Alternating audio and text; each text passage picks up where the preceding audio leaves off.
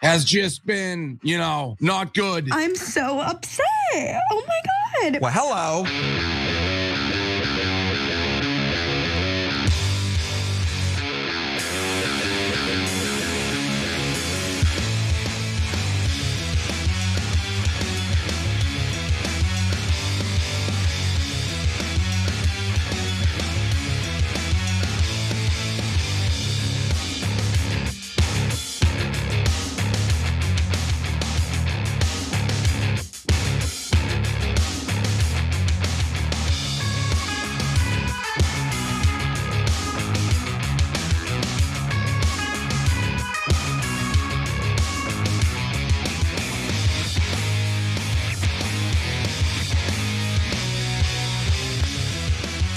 All right, welcome to the Young Turks. Cenk Uygur and Experience with you guys. Let's do a show that gives you the truth and tries to help the world a little bit. Is that crazy? That's a little crazy, but that's what we try to do every day here for you guys. So do we have stories on Gaza and Israel? Unfortunately, we do. I'm hearing rumblings, rumors of potential good news, but we're not there yet. We're still at bad news. And oh my God, the hatred against Mamdani is through the roof. The establishment, well, that's actually what we're asking on the website. Do you think the establishment will be able to get him in the general election? Because there's now people saying they're going to spend literally hundreds of millions of dollars on a mayoral race. And yeah, and they have a lot of claims as to why they're doing that.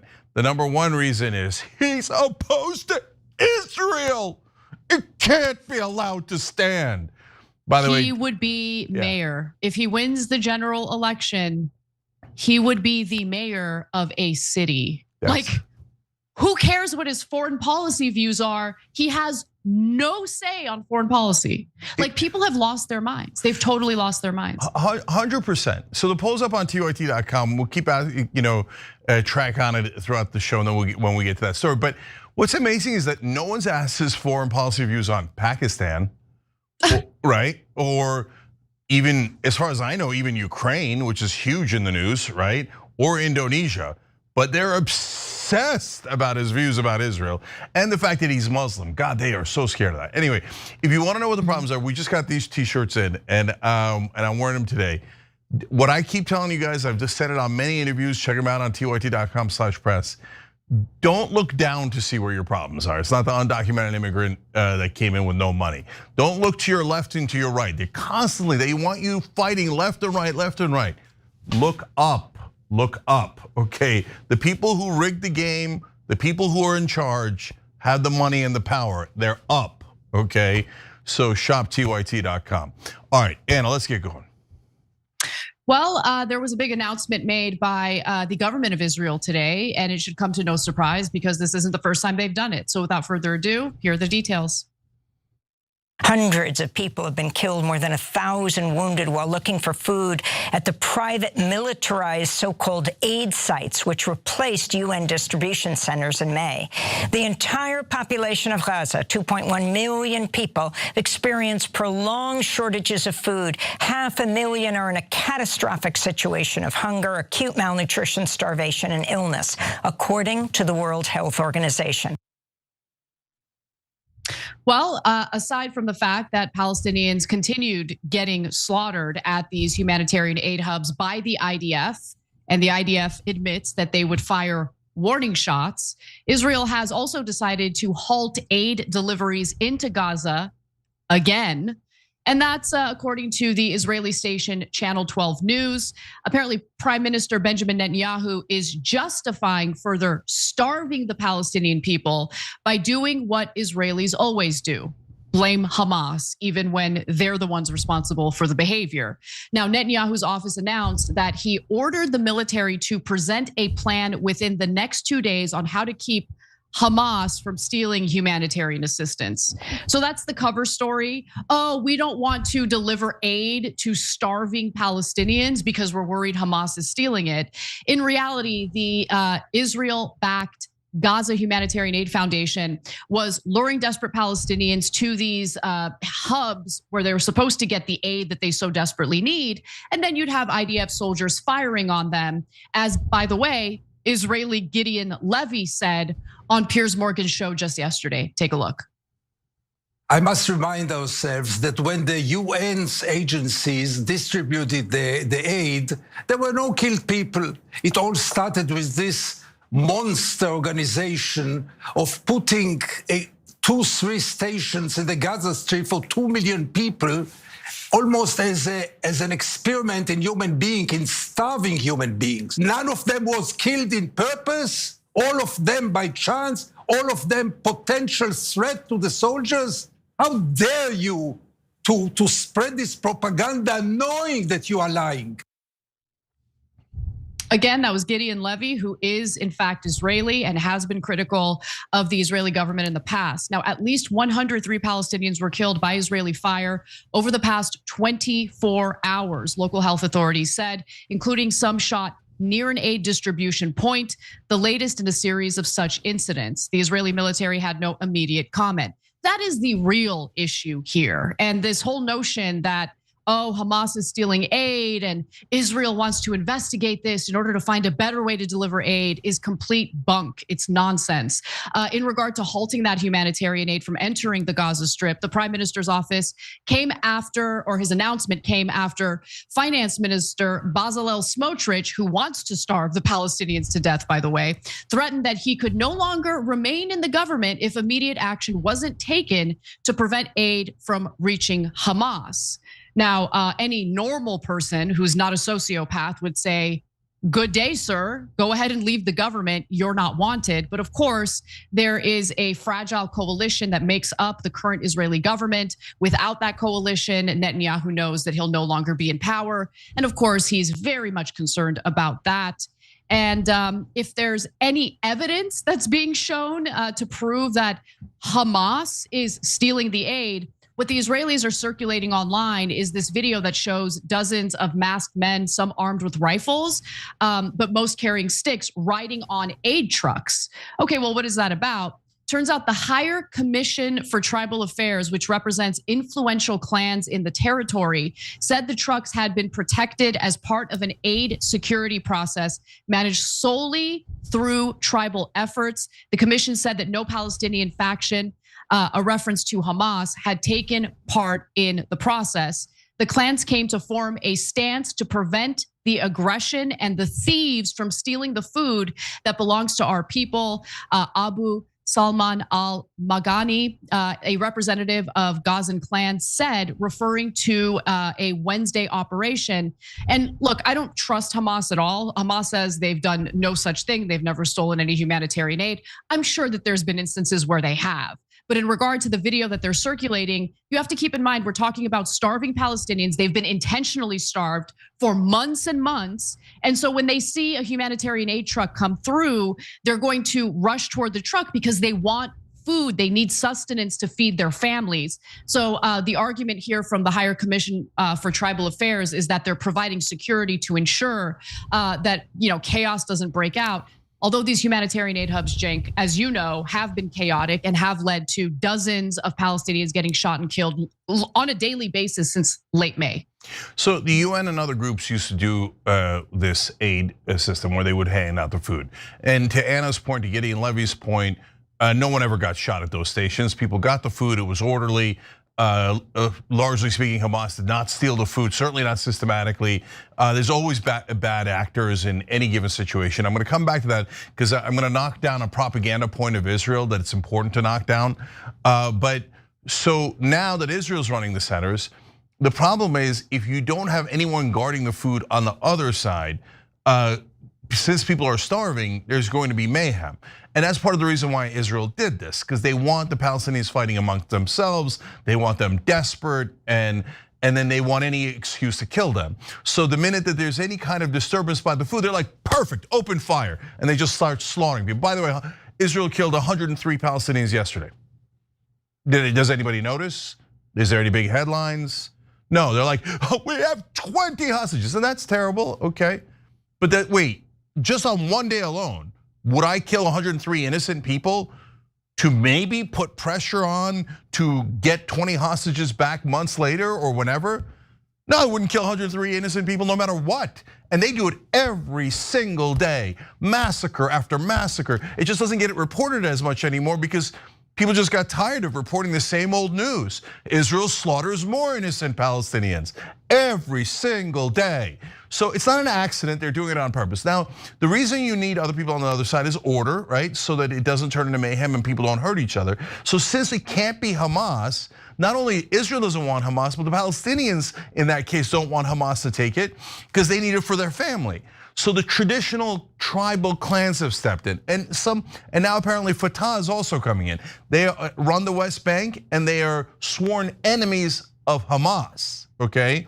So they're trying to make sure that Hamas does not get the food. They're doing every effort they can to make sure that doesn't happen. But Israel goes, who cares? All dirty Muslims. Fatah, Hamas, they're opposed to each other, tribal clans. Who cares? It's all an excuse to starve them, to kill them.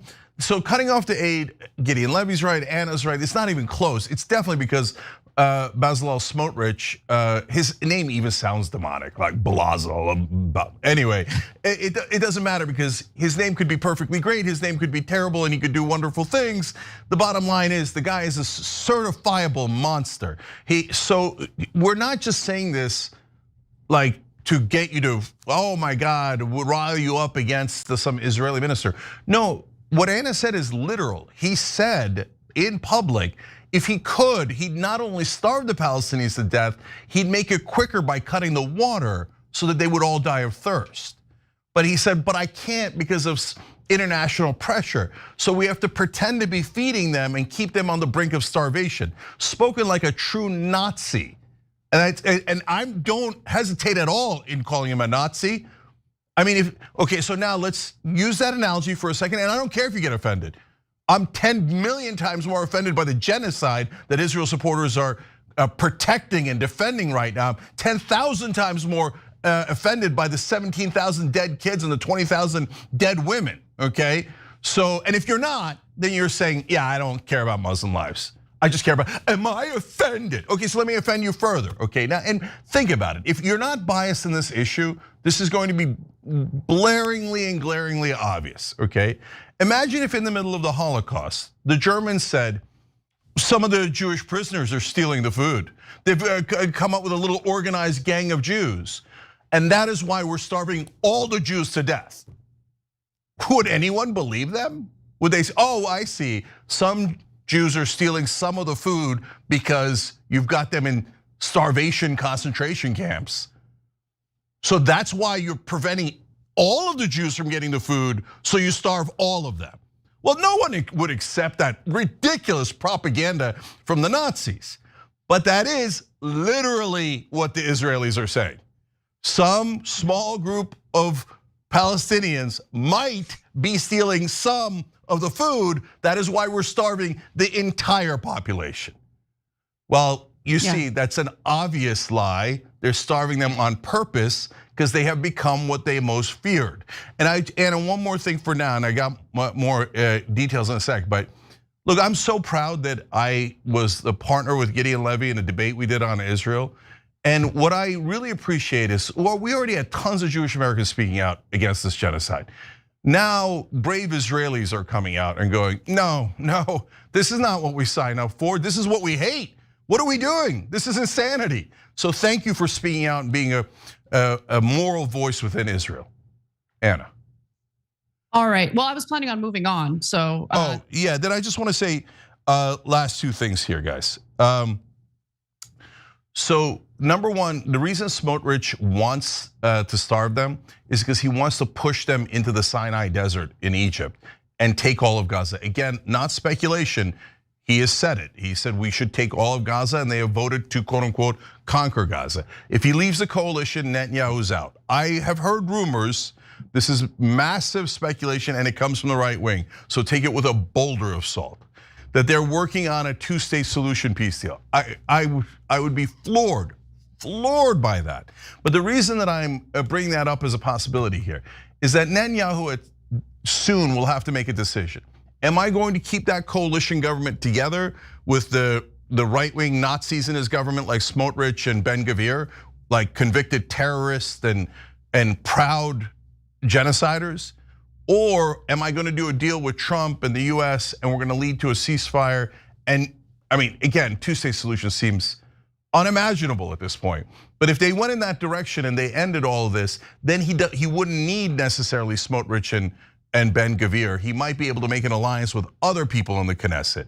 Because the only thing that Netanyahu cares about is staying in power, and of course murdering Palestinians because he enjoys that, and stealing their land. He loves that. That's been his lifelong mission. But overall, he might think, hey, you know what? I stole enough land here. I killed enough Palestinians here. I'm gonna stay in power with this alliance rather than that alliance. It's a tough thing to believe. It's a real stretch. I'll only believe it after I see the deal. But usually what'll happen is they'll promise something like that, and then they'll come back and go, oh yeah, two-state solution where they continue to be occupied and we control both the Israeli side and the Palestinian side. We're gonna call it a two-state solution, but they live under permanent oppression and they serve us and we can kill them anytime we like. That's usually how it goes, but maybe there's a strand of hope there. But for now, the starvation continues. There will never be any hope unless the United States allows the international community to ensure that Israel follows through in allowing Palestinians to have their own state and an opportunity at self-determination. But Israel will never allow that. And they've been clear about it. So the US will always provide cover for Israel unless we change the way politics works in this country. And I don't want to give people false hope. The problem is the cover that the United States provides for any and all wrongdoing carried out by the Israeli government. Anyway, let's move on to the next story. I just want to talk about what is Trump in the Epstein files? I don't know. Okay, because he put out something recently that I think is strange. Let's get into it. Israel, as soon as we made the deal, they came out and they dropped a load of bombs, the likes of which I've never seen before. The biggest load that we've seen. I'm not happy with Israel. You know, when I say, okay, now you have 12 hours, you don't go out in the first hour and just drop everything you have on them. So I'm not happy with them. I'm not happy with Iran either. But I'm really unhappy if Israel's going out this morning. We basically have two countries that have been fighting so long and so hard that they don't know what the they're doing. Do you understand that? Oh, I understand that. And while Trump had some pretty harsh feedback for Israel at the start of this week, the president is now providing cover for Prime Minister Benjamin Netanyahu's corruption, in which he's facing serious charges and trials over. Now, in a lengthy Truth Social post, Trump said the following, quote, I was shocked to hear that the state of Israel, which has just had one of its greatest moments in history, I'm gonna do my best not to vomit as I read this statement, so just bear with me, and is strongly led by Bibi Netanyahu, is continuing its ridiculous witch hunt against their great wartime prime minister. Bibi and I just went through hell together, fighting a very tough and brilliant longtime enemy of Israel, Iran. And Bibi could not have been better, sharper, or stronger in his love for the incredible Holy Land. Despite all of this, I just learned that Bibi has been summoned to court on Monday for the continuation of this long-running, politically motivated case in order to do him great harm. Such a witch hunt for a man who has given so much is unthinkable to me. Now, Netanyahu is facing some very serious charges, a lot of pay-to-play schemes, quid pro quo, corruption. I'm gonna get into the details in just a minute, but I want to give you an opportunity to comment on what Trump wrote there, Cenk. Yeah, I think there's a couple of possibilities. One is, as you were joking in the beginning, Epstein files. Another is, AIPAC or the Adelsons have promised a new bucket of several $100 million. We've told you many times, Trump has gotten $337 million just from the Adelson family to do whatever Israel demands. But as you saw in that first clip, he didn't in the case of Iran. When they wanted to continue bombing, Trump said no, which is surprising, but we're here to deliver the real news to you and not what you want to hear necessarily. And so Trump did the right thing in that case. Now he's back to being, an Israeli butler and holding Netanyahu's chair for him. So it makes you wonder why. But there is a third possible reason, which is that that he thinks, look, I got Israel to stop. That was hard. They have enormous power within America. And since Netanyahu listened to me there, I'm going to give him a carrot here, carrots and sticks. And the carrot is, oh, you should stop his corruption trial. It is a terrible conspiracy against my beloved Bibi. But we do know that he called Bibi Netanyahu when Netanyahu wanted to drop more bombs on Iran and apparently ripped into him. So he's playing carrots and sticks here is another possibility. There's one more possibility, Cenk, and it's the likelihood that Trump looks at another world leader who's accused of corruption and says, there before the grace of God go I. Right? Yeah, I think he probably relates to Netanyahu when it comes to issues of corruption. 100%, Anna, you're right. That's a fourth possibility because he's let so many white collar criminals go in America, pardon people on fraud charges, almost always white collar crime. A lot of them have paid him off, but a couple I can't even see if they did a campaign contribution or bought some meme coin or whatever junk he has. I just think that he has this and that's part of why he let Blagojevich go, the former corrupt Democratic governor of Illinois. If he knows you personally, he's much more likely to give you a pardon or push for one. And if you're corrupt or fraudulent, etc., then he's like, well, oh yeah, then he sees a kindred spirit. So that is a fourth possibility.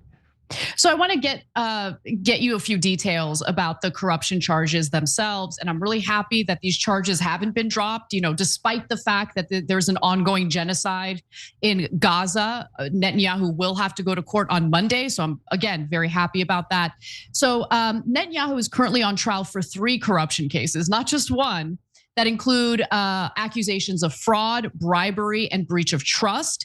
Case 1000 has to do with the Hollywood billionaire who allegedly bribed him in return for some favors. So he is charged with fraud and breach of trust surrounding allegations that he and his wife, Sarah, received expensive gifts illicitly from Hollywood media mogul Arnon Milken, worth some $206,231, and that Netanyahu violated conflict of interest laws when he provided Milken with assistance in renewing his long-term US residency visa and sought to help him with tax issues. Then there's case 2000. In that case, the prime minister is accused of fraud and breach of trust over his alleged attempt to reach a quid pro quo agreement with the publisher of the Yedioth, I don't know how to pronounce that, but a newspaper basically, Arnon Noni Moses, whereby Yedioth would give the prime minister more positive media coverage in exchange for legislation weakening its key rival, the Israel Hayorn Free Sheet. And then finally, the more serious case is case 4000, also known as the Bezek Walla case. It's the most serious case the prime minister faces, in which he is accused of authorizing regulatory decisions that financially benefited Bezek Telecommunications giant shareholder Saul Elevik by hundreds of millions of shekels. In return, Netanyahu allegedly received favorable media coverage from the Walla news site, which of course this guy that engaged in this corruption with him allegedly owns. And the Israeli prime minister, in an effort to secure positive coverage for himself and his family, allegedly pushed beneficial regulations for powerful individuals in the media, the outlet reported. So this trial is one of the most controversial legal proceedings Israel has faced. I think Netanyahu overall is a bad guy. Aside from his corruption, he's a war criminal. He is obsessed with power. He's a complete and utter narcissist who has, I believe, destroyed the perception of Israel in the international community because of the fact that he has led the country in its genocide against Palestinians. But Donald Trump ended his statement by saying that Bibi Netanyahu's trial should be canceled immediately, or a pardon given to a great hero. I can't stomach it. You guys can see it for yourselves, okay? He thinks that all charges should be dropped. But what's also really interesting, Cenk, is that the president of Israel, Isaac Herzog, has stated that a pardon for Bibi is not currently on the table, and others in Israel, including the leader of the opposition party, Yair Lapid, says this: with all due respect and gratitude to the president of the United States, he's not supposed to intervene in a legal process of an independent state. Oh, you guys don't like when a foreign leader intervenes in proceedings in your sovereign country, in your independent state. Ain't nothing independent about Israel if they're taking our tax dollars, okay? Like, I'm sorry, but they're highly dependent on the United States. I don't think that Trump should have any say in Bibi's corruption charges at all. I want to be clear about that. But what's good for the goose is good for the mother effing gander. But go ahead, Jake. Yeah, no, that is hilarious. I can't believe you guys are interfering in our government. AIPAC, make them stop. I mean, the irony of that is hilarious. Okay, now look, credit to Israel. Their corruption laws are actually much more tougher than ours and better than ours. So the things that they describe about Netanyahu is Tuesday for an American politician. Like, take goodies from donors. Like, wait, how would we survive if we didn't? And then rig the rules so that it's in their benefit. Well, that's what we do for Israel. So that's illegal in Israel, but we do it for Israel here in America. And for the military-industrial complex and the oil companies and all those guys. That's why I have the look up shirt, right? Your problems aren't to your left or to your right. Look up, okay? And in this case, it's the donors, all right? Shop2yt.com, by the way. And so, but these are real laws in Israel. It is definitely corruption. Of course Netanyahu did it. You think he has moral principles that would prevent him from doing corruption? That's hilarious. I mean, no one believes that. I don't even think, I mean, maybe some hard right-wing Israelis do, but most of Israel doesn't even believe that. So, but will they actually prosecute him? I don't know, right? Because right now- They're prosecuting him right now, Jake. He's gonna go to court on Monday, so. Yeah, I hear you, but like he's gonna go to prison? I would be shocked because he's killed so many Palestinians. He's so because of that, he has popularity. Like because of the corruption and other problems, he's unpopular in a lot of ways in Israel. But 80% of Israelis think they haven't gone far enough in Gaza. So they like that the mayhem and the murder that he committed in Gaza. And his main competitor, I mean, Yair Lapid might be from another party, but Naftali Bennett is more likely to win if there's an election. And he's also a super hard right-winger who also hates the Palestinians and would never let them go and is like thrilled with the oppression and destruction in Gaza. So that's why like you're not like, in some ways he's hated, and in other ways he's a national hero for how he's massacred and slaughtered the Palestinians. So he's gonna go to prison. If he does, I'll be very impressed by the Israeli court system.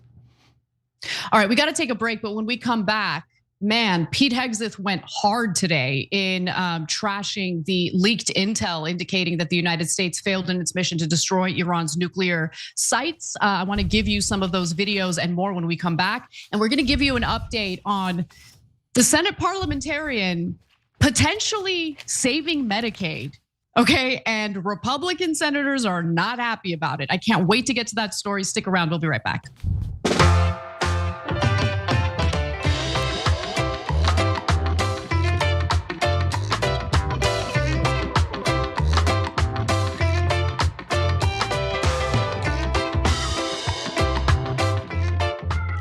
All right, lots of comments to get to. Let's go to TYT.com. Jenks left tricep Fury says, Levy channeling his inner Anna. Well, it's very kind to Anna, but Gideon Levy doesn't need any of our help in being brilliant. Funkin' for Fun says, my aunt is Jewish in New York and not a fan of Netanyahu. If you think all Jews only care about backing Israel, you're a bigot. See, I agree with that. And oftentimes what the Republicans and the right wing do that. They go, now if you're Jewish, you have to support what Israel's doing in Gaza. No, you don't. That's not a thing, right? I don't know if they know this, but we're all human beings and we all have different points of view. Acel Cito 47 says, whatever happened to the United States standing up for human rights violations? That's what happened, okay? We haven't done that in a long time and we were a better country when we did. Now we commit to human rights violations, we finance the human rights violations, and we make excuses for it over and over. Boomer Dragon Cat with kind of good news. Chat is moving at blazing speed. I can hardly keep up, but I love the participation. But Cat, I got your comment. And in fact, I got another one from you. I'm sick of Trump and Hegseth pretending they're heroic warriors. Flying over, dropping bombs is like hunting deer in a fenced-in area. Totally, Iran's defenses are obliterated, so they don't have any planes to oppose us, and we keep bragging about like we went in there and with no opposition at all dropped a bomb on a target that's super obvious. Can I just say, like, Cenk, real quick? The Ayatollah put out a video today, and I do mean the disrespect, okay? Like, the guy is in his 80s and he looks like he's about to pass out, and he's just like, he's talking tough, but barely, like his voice can barely even get through. It's super low. And it's like, that's the big threat. Like, that guy can chant death to America all he wants. I'm not afraid of him. You get what I'm saying? I don't think they have any planes left. There's no, I mean, we're like, they're throwing stones at our B-2 bombers and we're bragging about it. Okay, I know. Anyway, a virus called man writes in, Trump siding with a corrupt leader is shocking, isn't it? No, it isn't. He's all about corruption and fraud. His pardons prove that without a shadow of a doubt. 100% right. Embedded Dude says, Bibi, quit your barking, Donnie. Here's your treat. Now go sit in your doghouse. And so, well, a lot of truth to that. JKnight720 writes in on Twitch. Thanks for giving us the real news. Appreciate you. On YouTube member section, Ancestral Worm says, Cenk, love seeing your little spider friend today on your YouTube short. I don't even know what you're referring to. It might already be an internet meme and I don't know it. So write back in and tell me what happened. There must have been a spider in some video I didn't even know. The Forsaken one writes in, I like the look up shirt, might have to buy one. ShopTYT.com, you crazy dog? Do it now, okay? Look, I told you that the documentary about the Gaza journalist being killed might sell out. It's sold out, it's tonight. So like, I was almost gonna tell you come see, but you can't. But anyway, for all of you who signed up, looking forward to seeing you guys tonight. Things do run out every once in a while. So, but I love your interest. Thank you, brother. Lady D writes in, children are precious no matter where they are born. All children have a right to clean air, food, and water. That's of course obviously true unless you're an Israeli and you think asterisks, unless they're Muslim kids. And let's be honest, that is their government policy. So don't pretend it isn't. Jeremy Doyle says, Gideon isn't the only Israeli who's been speaking out for a long time. There's Ilian Pape and Avi Shlem and many others too. Yes, there's wonderful moral conscience of Israel inside the country.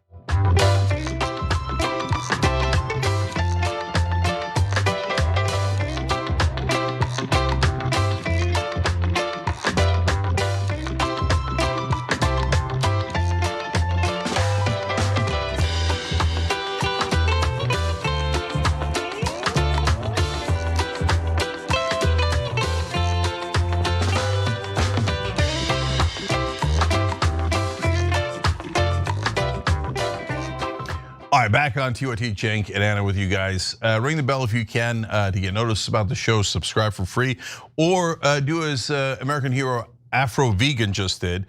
He hit the join button, but he didn't hit it to join, he joined it to upgrade. So we love that you did that. It's a big, big difference for the show and we really appreciate it.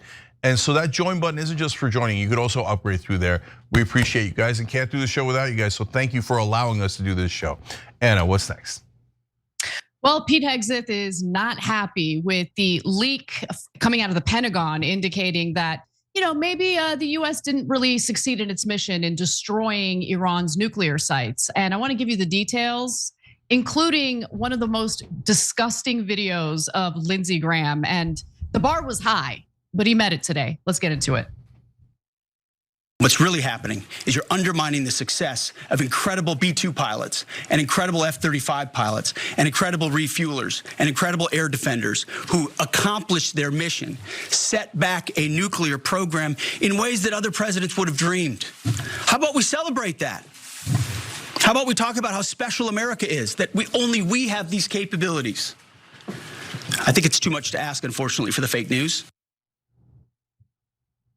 I mean, there are definitely some elements of America that are special, if you know what I mean. But this morning, Defense Secretary Pete Hegseth chided the media during a press conference at the Pentagon. He and others in the Trump administration, of course, are still furious over a leaked Defense Intelligence Agency report. It was a preliminary report that made it appear as though the US strikes on Iran's nuclear sites only set Iran back a few months. But again, that was a preliminary report.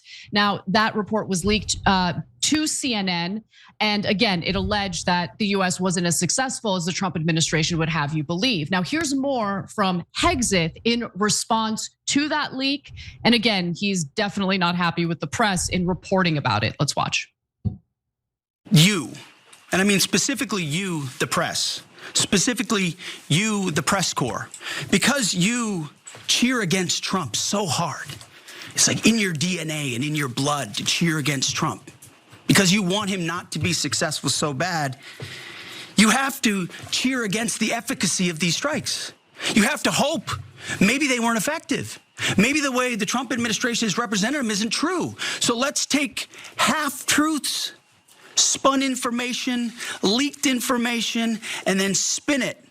Spin it in every way we can to try to cause doubt and manipulate the public mind over whether or not our brave pilots were successful. How many stories have been written about how hard it is to, I don't know, fly a plane for 36 hours? Has MSNBC done that story? Has Fox? Have we done the story how hard that is? Have we done it 2 or 3 times? Come on, Pete. Like, come on. Okay, look, I actually understand his rage. And I do blame the media, but not in the way that he's blaming the media. So my problem is just because someone from the Pentagon is leaking a preliminary report, journalists shouldn't just be stenographers who regurgitate it without questioning, okay, wait, why was this leaked to me? And what is the motivation here? And I don't think that they reported on this simply because they hate Trump and they want to see him fail. I think they reported on this, because the reporters who got the leak felt like, ooh, I'm special, I have a scoop and I'm gonna break a story. But also, the media doesn't tend to question the motivation or the motivation of the leaker itself, right? And honestly, I do think that leaking a preliminary report before fully investigating, the destruction of those nuclear sites is meant to goad the US into further war with Iran. That's my interpretation of it. I'm curious what you think though, Cenk. Yeah, I mean, you're taking a lot of the words right out of my mouth. So first, stuff like this gets leaked all the time in both administrations, and it's almost always to spur further war. And that is the point of the leak, is to say, oh, we didn't do enough, we need to bomb more. Now, there could be a lot of different factors and forces within the government that want to leak something like that. It could be pro-Israel forces, but it could just be military contractor forces, oil company forces, or just a group of people who are ideologically believe in war. And there's a lot of interesting interviews we've done recently. I did one during the military parade with Colin Powell's former chief of staff during the Iraq war. So he has a lot of expertise in this. He actually literally talked to those guys and knows how they started the Iraq war because he was right in the middle of it. And he says, yeah, there are a group of people in America, in the American government and some outside, they tend to be older and they believe in perpetual war, and they're constantly pushing the government towards that. So my point is, there's a lot of forces who want war, and they usually leak this kind of stuff. And it doesn't, this is really important, guys, it doesn't have to be false. Because the intelligence community usually prepares reports that says, well, we might have gotten it. This is the evidence for us actually wiping out their nuclear facilities in whole. And then they'll have a separate report saying, now this is our evidence for the fact that we might not have wiped out all of their uranium stock, right? So you can then cherry pick and leak whichever one you like, because almost certainly both exist. So the forces for war cherry pick the one that says, oh, we didn't get it all, and leak it. And then CNN does something that is, I don't know if they know they're being disingenuous or not, but it is disingenuous, because CNN will then say, it's real. Our sources are real and we got this leak from an actual person. No, I'm not in MAGA, I don't believe Trump and Hegseth, etc. You don't have to convince me that there's a real report or a real person who gave you the report, right? But did you ask them, hey, is there another report that says the opposite? Why are you leaking this to me? What is your motivation? Did you talk about the potential motivations for that leak? And the answer is hell no, hell no. And if you're wondering why, another really good interview, honestly, happened recently. It's on our YouTube channel. Tara Palmieri, she worked at ABC, CNN, Politico, etc. And she said, These news organizations are obsessed with access so they could break news. So they lean towards their sources and protect them, not in terms of, I'm not gonna tell you their identity, that's standard, but they frame the story to make their sources look good, and they protect them in other ways. So they're not giving you the actual news. They're giving you the news framed to benefit whoever that source is. And in this case, it's almost certainly a source that's pro-war. So Trump also attacked the press because I think in the case of Trump, he wants the strikes to be a success. He's really proud of the strikes. But I think what's more interesting about this whole debacle is that this morning, Hegseth was especially combative with Fox News reporter. Her name is Jennifer Griffin. I actually am not familiar with her. I haven't really watched much of her content at all, but we'll explain why it's particularly interesting that they had a back and forth in just a moment. But first, let's watch their exchange. Do you have certainty that all the highly enriched uranium was inside the Fordo mountain, or some of it, because there were satellite photos that showed more than a dozen trucks there 2 days in advance? Are you certain none of that highly enriched uranium was moved? Of course, we're watching every single aspect, but Jennifer, you've been about the worst. The one who misrepresents the most intentionally. I don't. What the president says. I'm familiar. Report about the ventilation shafts on Saturday night, and in fact, I was the first to describe the B-2 bombers, the refueling, the entire mission with great accuracy. So I take issue with that. I appreciate you acknowledging that this was the first the most successful mission based on operational security that this department has done since you've been here, and I appreciate that. Now, Jennifer Griffin actually came up in conversation on a podcast episode recently, and that was actually how I first learned about her. She is a Fox News reporter. She reports out of the Pentagon, and if you don't believe me, someone who actually knows her personally, worked at the same network as her, has a little bit of insight to share. Let's watch. So they're all an extension, CNN and all these, they're all an extension of the intelligence community being fed this information and given these sources. So they can never say a negative thing about them because then you cut off your sources.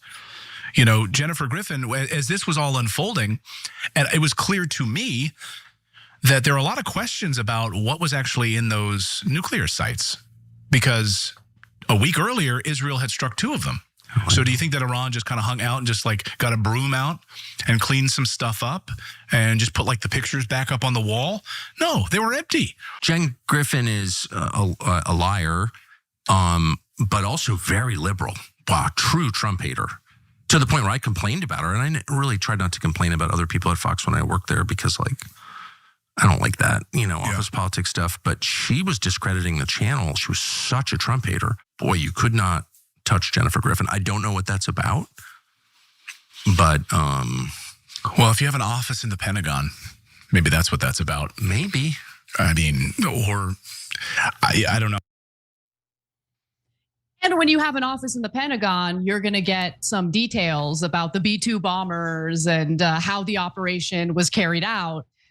I don't think that you can call yourself a journalist when you have these comfy, cozy ties with the Pentagon to the point where you literally have an office within the Pentagon. Yeah. I feel like there might be a conflict of interest there, but I don't know. I'm curious what you think, Jake. Yeah, so I've seen Jennifer Griffin a bunch of times. I never saw anything that aroused my suspicion about her sources or her facts. But do her sources come from the military-industrial complex and the people pushing for war? Almost every time. And so like she's a Trump hater. No. My guess is that whenever Trump was opposed to further strikes, that's when one of her sources would give her a leak about how Trump was wrong and we needed more war. And then she would come out and say that, and then Trump would perceive her as a Trump hater, but really that's not the point. And she's just a vessel. She, like all these so-called reporters aren't really reporters, they're messengers, messenger pigeons. They just pick up a message from donor class, military industrial complex, Israeli lobbyists, whatever it might be. And then they deliver that message to their audience. And that's it, they don't put any critical thought into it. hey, why are they doing this? Should I give some context and analysis? No, they just talk about like, oh, okay, the B-2 bombers are like that, so that we didn't destroy all the facilities, we gotta go get more, and that's what my sources say. Yeah, very standard stuff. And so, okay, and Anna, I agree with you on your earlier statement too. Look, I don't like the way they're going after her or the press.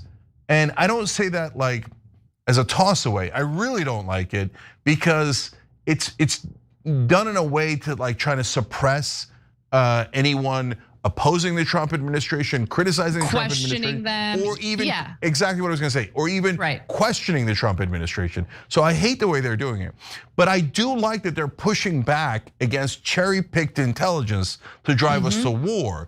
If they stated it, honestly, like the way we are here, I think they would be more popular because then a lot of people on the right and the left and the middle would go, oh, I see, they're cherry-picking the intelligence like they did in Iraq, and to goad us into war. Yeah, to goad us into war. Yeah, exactly. Otherwise, it just looks like the Trump administration is doing, quite frankly, what they always do, which is just attack journalists and journalism when it's critical of the Trump administration. In many cases, rightly so, obviously. Now, putting that aside, I do want to just go to one other video here because, man, the war hawks, they're like trying to work every single angle to go to war with Iran. And of course, Lindsey Graham, Senator Lindsey Graham, who's never met a war he doesn't love, is one of those figures. And get a load of what he said today. Watch. The program was obliterated at those 3 sites, but they still have ambitions. I don't know where the 900 pounds of highly enriched uranium exists, but it wasn't part of the target set. Isn't the real question, have we obliterated their desire to have a nuclear weapon? As long as they desire one, as long as they want to kill all the Jews, you still have a problem on your hands. I don't want people to think that the site wasn't severely damaged or obliterated. It was. But having said that, I don't want people to think the problem is over because it's not. They're going to keep trying this as long as they change, until they change their stated goal. Now, will they ever do that? I don't know. Let's bomb Iran over their thought crimes. Like, what was that? What was that? Yeah. We might have obliterated their actual capability to build a nuclear weapon. I mean, I agree with that. But are they still wanting to build nuclear weapons? What do we do to obliterate that? This guy is such a loser, like total loser. Loves to send other people's kids to war. Disgusting. Yeah, it's funny, like, we talked a lot about this, how they should have the NASCAR patches on their suits for which donors they represent. And people might think that Lindsey Graham mainly represents AIPAC. And sure, his interests are very, very often aligned with AIPAC, and he has taken plenty of money from AIPAC. But he represents the military-industrial complex more than anything else. He is the senator from defense contractors. He's the senator from Raytheon, right? So he's like, well, okay, we don't have any excuse to go to war anymore, but I'm in favor of perpetual war because it makes my donors really, really rich, and they share a couple of crumbs off their table, and I'm their bitch. So, okay, you know what? I think someone in Iran might have had an idea that we don't like. Yeah, good enough. Let's keep going to war against them. Okay, come on, preposterous. But there's one other thing that he said in there that I want to draw your attention to. So this is another perpetual excuse, and it's utter nonsense. And yes, I'm saying it's definitely utter nonsense, okay? When they say, well, I mean, they're Iranians, they want to kill all the Jews, so we have to kill them first. No, this whole thing is giant excuse. Oh, they wrote on a charter this, so they said, oh, we're against Israel. Because they're doing the occupation, and we want to kill the Jews. Some of them say it, some of them don't say it. You can find a radical to say anything. You can find a radical inside America that says kill all the Jews. That doesn't mean you should bomb us, right? And if you say, it's their government said, yeah, they're saber rattling. What does the Israeli government say? The Israeli government says we're going to starve the Palestinians and steal their land, and then they actually do it. Then they actually do it. So they wrote in a charter that we don't have a right to exist, but brother, you already do exist, and you're blocking the Palestinians from existing. Don't worry about what we actually do. Worry about one sentence in a document over there so that we can go to war forever and ever and ever and ever and ever and kill all of them because they want to, in their heads, kill us. BS. I know a lot of people believe it. I know a lot of people are paranoid about it. Oh my God, they're gonna kill us all. With what, stones? They don't even have any planes left, right? No, you're actually killing them. You're worried about their hypothetical counterattacks. No, this is always an excuse for more war and taking more Muslim land for Israel.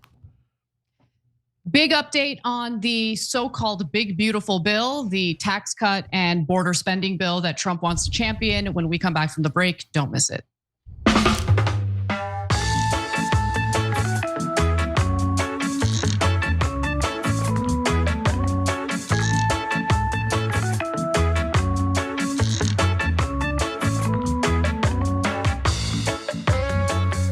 All right, we're back. Let's do all these super chats first. Anthony McClendon writes in, so Thune won't overrule the parliamentarian. Either he's lying, he'll let Vance do it like Rockefeller in 75 or Humphrey in 66. Or he'll fire the parliamentarian like Trent Lott in 2001. They fear Dems will do it. Have they met the Dems? But I'll take it. So Tony, we're gonna get to that story in a little bit, and it is going to be very, very interesting to see what they do with the parliamentarian. But hey, look, at least they're talking about the parliamentarian, which I'm already surprised by. But we'll explain all that in a minute. Schrodinger's Dragon wrote in a couple times, Cenk, great jacket, your closet, look up, yes. All right, shoptyt.com. Oh, by the way, on shoptyt.com, you also have Anna's You're a Vile Individual. Right now, the top seller on shoptyt.com. When she called an Israeli. That's hilarious, actually. Yeah, she called an Israeli mouthpiece a vile individual, and that's selling like hotcakes. So that's great. And by the way, we also have that Gladiator/Rebel Alliance new TYT logo that I love. And Bart, I am watching Andor. Yes. So I like it even more because of that. Shorter's Dragon also wrote, and love being here every weekday. You guys are the best in delivering real unbiased facts in the news. Anna, you're the best, and Cenk, you're pretty good too. JK, sorry I missed you in Chicago. Next time. All right, so listen guys, thank you for saying that. I wonder how the other shows are covering it. Are they like, Trump stopping the war is bad? We should have continued the war? Because he has to be bad on everything. So I don't know, we'll see. No, I mean, look, I watch other left-wing shows, right? Like I watch Breaking Points and Counterpoints like pretty regularly. I think they're doing a good job covering these stories. There's more skepticism in regard to whether or not Trump really wants to avoid like a regime change war. And that's fair, fine. I mean, the guy is a bit of a wild card, so you never know. Oh, totally. Skepticism is highly warranted, right? So all right, we'll save it for whenever it happens. Doesn't matter. In Guns We Trust says, I'm a Christian and I never understood the hatred against Muslims. All the ones I met were down to earth. They're family people, respectful and hard workers. They have great food too, like kofta and baklava. Okay, agreed on all fronts. So no, I'll tell you the reason why. Honestly, it was created by American media so that we could go to war endlessly against Muslim countries. One, to help Israel take more Muslim land. Two, so that the defense contractors make literally trillions of extra dollars. Trillions were on the line. The oil companies also made a lot of money. The bankers speculating on it made a lot of money. Look up, look up. It's the donor class that is constantly getting you to hate Muslims. You think Muslims are any different than any other human beings? Of course not. Of course, they're grandmothers who love their grandchildren. I keep saying like accountants, and they're 2 billion people, are a quarter of the planet. Of course, they're like every other human being. But American media has brainwashed a lot of American citizens into thinking that they're dark, violent, terrorists, etc., so that Israel can take more of their land and we could invade them and Raytheon could make more money. All right, YouTube members, Milton Burrow writes in, why do Republicans hate poor people like me? I'm 70 and depend on Medicaid for CPAP supplies and oxygen. I can't afford it myself. What do they want me to do? Milton, I mean, look, that's so depressing. That's a story we're gonna get to. You're absolutely right to be concerned. But the simple answer to your question is because they need more tax cuts for the rich, so they have to take it from you. And yes, that's disgusting.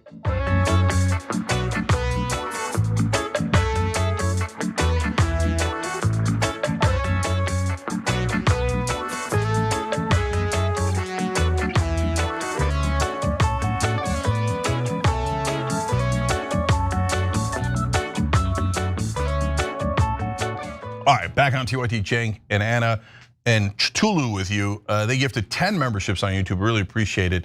That's awesome. And we did find out where the spider is in one of the videos. That's apparently a nice little Easter egg. I'll tell you about it in an upcoming break where I read more of your comments. And by the way, we have a new Senate candidate that has joined the rebellion. We're gonna tell you about that soon. We're gonna announce it on the show soon. Super exciting. So the Rebellion PAC, check them out. We're doing amazing work there in taking back Congress. All right, Anna, what's next? Well, it's been a while since we've given you a comprehensive update on what's going on with Trump's signature bill to fund the border and also give massive tax cuts to the rich and some to the working class. But nonetheless, there's a lot to get into, so let's do it. Let's get into it. Get rid of the giant bills, okay? The omnibus bills, the continuing resolutions, and even the big, beautiful bill. Why not put that on the floor one at a time? I agree. And then that way, you can go to your representative or your senators and say, why did you vote for that? Right now, they can say, well, Theo, I had to vote for it. I had a pay raise for soldiers, right? They literally will put a pay raise for soldiers in every freaking bill, giant bill, so that if you vote against it, you have to go back home and watch TV ads that say he voted against a pay raise for the soldiers. Right, even though he may have voted for 90 other amazing things on the bill, right? Right. Libertarian Congressman Thomas Massie is already a hard no vote on Trump's so-called big beautiful bill. That's the tax cut and border funding bill that he is attempting to get passed through Congress. But now that the Senate is drafting their own version of the legislation, Massie might be finding himself in the company of other GOP lawmakers in the House who intend to vote no. Now, why is that? Well, there are GOP moderates in blue states, for instance, who think that the Senate bill cuts into the social safety net far too much. And then there are the deficit hawks in the House Freedom Caucus. That's the more right-wing, the contingent in the Republican Party that has issues with spending. They claim that they're genuinely worried about the country's debt, even though they are usually okay with the massive tax cuts, which are really the heart of the problem. But nonetheless, the Washington Post reports that for too many House Republicans, the legislation in the Senate looks unrecognizable, meaning it's too different from what the House passed and no longer adheres to the hard-fought compromises lawmakers in the lower chamber secured just a month ago. Now, the Senate version, by the way, does add even more to our national debt. The Congressional Budget Office found that the House-passed legislation would add $3.3 trillion to the national debt over 10 years when factoring in interest costs and effects on the wider economy. The Senate's version could add far more. The upper chamber's tax provisions are hundreds of billions of dollars more expensive, and that's according to the Joint Committee on Taxation. Now, it's hard to get into too many specifics because in the Senate right now, they're going through the process, and in the Senate, you have someone known as the Senate parliamentarian who will strike down provisions within the bill if the Republicans are attempting to pass it through reconciliation or a simple majority, meaning only 51 senators would be necessary to pass the legislation. There is a legislative filibuster in the Senate that requires bills to pass with 60 out of 100 votes, but through the reconciliation process, you can do it with a simple majority. You just need the Senate parliamentarian to sign on to the provisions. But the current version of the Senate bill also includes deeper cuts to Medicaid, which some Republicans in the House argue will negatively impact rural hospitals in their states. So they were trying to find a workaround for that. Now, Capitol Police actually ended up, let's take a look at this video, detaining a group of peaceful protesters who were protesting the proposed cuts to Medicaid, including several people in wheelchairs. They ended up getting arrested, which was not a great sight to see. Putting people in wheelchairs under arrest is kind of lame, to say the least. But nonetheless, I want to give you some more details, including the fact that as written, the Senate bill would cut Medicaid spending by more than $900 billion over a decade. But then the Senate parliamentarian came in And she's like, nah, you can't do that. I'm going to strike down this provision. Now, Senate Republicans are going to try to find a workaround because they really want to cut into the social safety net. I mean, they jump in it. We'll see if they're able to find a workaround that will sit well with the Senate parliamentarian. But nonetheless, Elizabeth McDonough, the parliamentarian, said several of the measures in the legislation that would provide hundreds of billions of dollars in savings could not be included in the legislation in their current form. They include one that would crack down on strategies that many states have developed to obtain more federal Medicaid funds. Senators from several states that heavily rely on a tax maneuver to finance their Medicaid programs have said they will not vote for the legislation until it is modified, citing risks to rural hospitals. All states, by the way, but one use this loophole to some degree. By the way, the Senate parliamentarian also struck down other parts of the bill that we don't like, including cuts to SNAP, meaning the food stamp program for the needy. So it's just think about the framing by the Republicans here, right? The framing is we want to give tax cuts that, for the most part, disproportionately benefit the wealthy. Now, working class Americans also get an extended tax break. Actually, they want to make the tax breaks for the working class dating back to 2017 permanent. So it's not like the working class gets nothing, but the rich disproportionately benefit from the tax cuts. And then on top of that, in order to partially, barely pay for like a minuscule portion of the tax cuts, Republicans are trying to cut from the social safety net. But the parliamentarian came in and basically said, no, you can't do that with the food stamps. No, you can't do that with Medicaid. We'll see what the Republicans come up with next. But Cenk, you and I are notorious for thinking that the Senate parliamentarian and the legislative filibuster shouldn't exist. Have you changed your mind at all, given this, strike back from the parliamentarian when it comes to the social safety net? No, I don't believe in the filibuster. I believe that democracy matters, and if you have the majority, you should be able to pass bills. And that people should be careful about how they vote, because if you give the majority to one party in all these branches, then they will pass their agenda. And so voting should matter. So I'll come back to the parliamentarian in a second. But look, to the heart of the bill, there's two issues here. One is, was the most important fact on the House version of the bill, Medicaid and SNAP get cut by 1.1 trillion. And that is the exact same number that is added in tax cuts for people making above $500,000. So the people making above $500,000 a year, do they really need an extra $1.1 trillion? Or should we keep 10 million people on Medicaid? So when we take the 10 million people off, what's going to happen? A lot of people are going to die. That's not a joke. The reason they're on Medicaid is because they're poor and they can't afford health insurance and they can't afford health care. So if they can't afford it and they get kicked off of Medicaid and they get sick, that's it. They're going to die. It's not complicated, guys. And it's not hyperbole. So you twist your ankle, you go to the emergency room, they'll take your house. Okay, I got it. But if you have cancer or your daughter has cancer and you don't have insurance, you're dead. So that's what they're doing, because people making above $500,000 a year need an extra 1.1 trillion. But now, by the way, Bloated Eagle, one of our members, wrote in on tyt.com, a bill shouldn't be a potential death sentence. And this one kind of is. And there's not kind of, there's been analysis already. We'll see what the real number is, but then it might kill up to 70,000 people a year.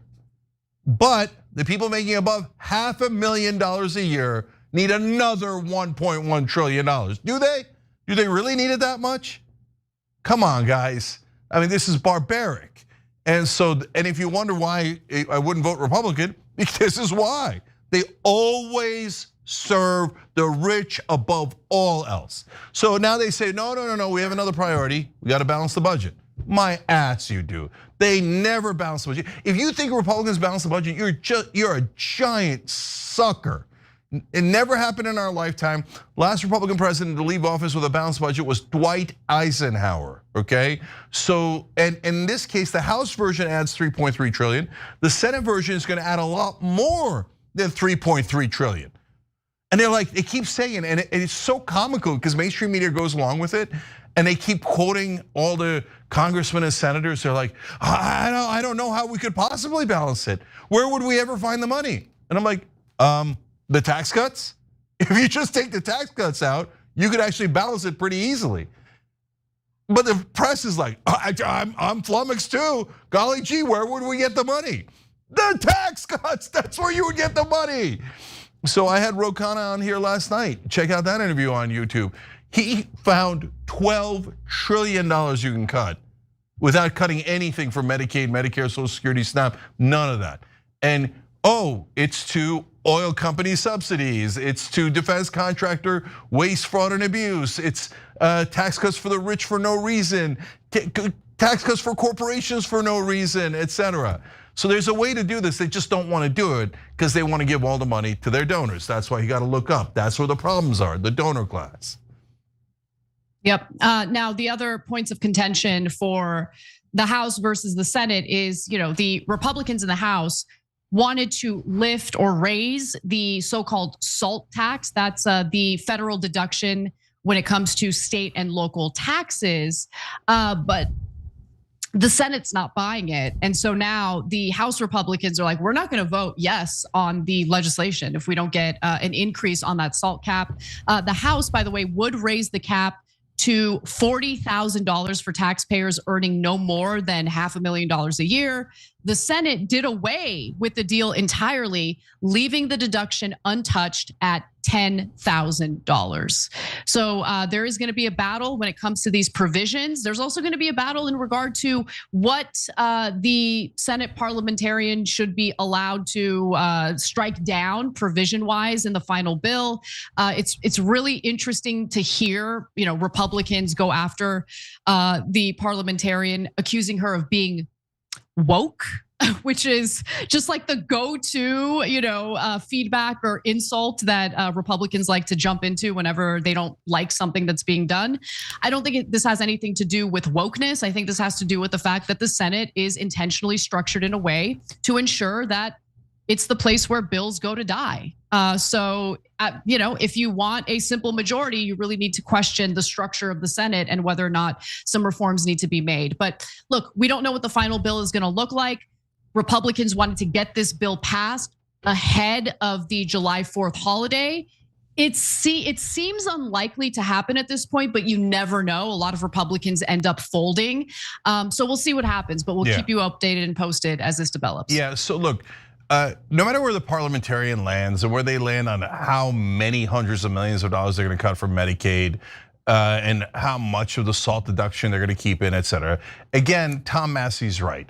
In a different clip, he explained, look, these guys in the Republican Party that pretend to complain, I'm gonna vote, the moderate Republicans, so-called moderate, they're not moderate Republicans, but the ones that call themselves moderate in the House, they say, I'm gonna vote against it if you don't put more of a SALT deduction or this or that. He's like, no, they're not. He's like, at the end of the day, all the other Republicans are gonna vote for whatever bill is put in front of them. So he's absolutely right. That's exactly what's happened. It's fake theater. My whole life covering politics for over 25 years, there's always a fake fight between the Republicans. I want to cut more. Don't talk about the tax cuts, don't talk about the tax cuts, right? So this whole thing plays out, they land on a number, and what is the same in every bill is a giant tax, a multi-trillion dollar tax cut for the rich, giant additions to the deficit and the debt. And then the next time around, what drives me crazy, Anna, is mainstream media will then go, now the Republicans say they will care a lot about the deficit. So I'm like, come on, how many times can they do that lie, add $3, $4, $5 trillion to the deficit, and then you still parrot their talking points as if they care about the deficit when they're the #1 party by a landslide in adding to the deficit. Right, I mean, infinite. They will continue doing it. They will continue to pretend like, Republicans care about the deficit. Their behavior certainly doesn't prove that. They want the tax cuts, and trying to justify the tax cuts by cutting away at the measly social safety net that we currently have is pretty pathetic. And I don't know how well that's gonna play. Like if I were a Democratic politician, I would just go on the campaign trail and I would repeat incessantly, The Republican Party has no problem spending tens of billions of dollars on bombs, to bomb nuclear sites in foreign countries. There's no debate about it. But they want to cut nearly $1 trillion from, the social safety net that we have in this country. So your tax dollars don't actually go to benefit your fellow Americans. There's always nickel and diming when it comes to that. But when it comes to funding bombs, no problem with that. So again, we'll see what happens. But for now, we got to take a break. When we come back, we'll talk a little bit about the absolute panic that has continued to ensue in regard to New York City's mayoral candidate, Zohran Mamdani. And I can't wait to get to that story. There's also some AOC derangement syndrome that we got to get into. So stick around. We'll be right back.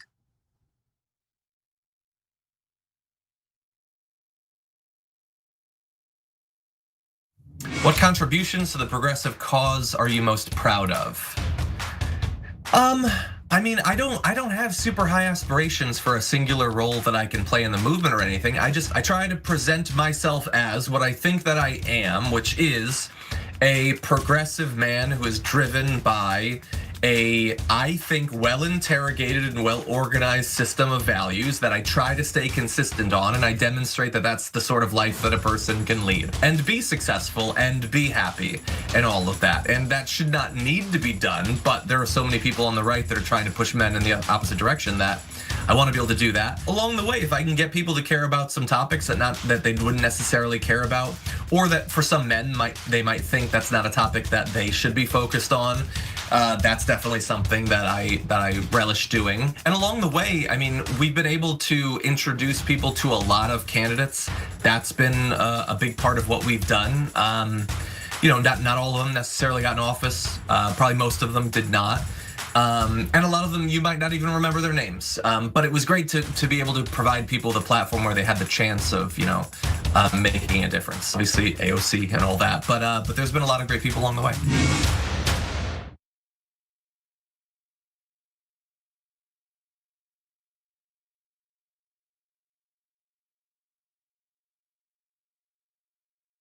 In the bonus episode for the members, we do some inside baseball. We're gonna look at John's desk. Nice little spaceship here.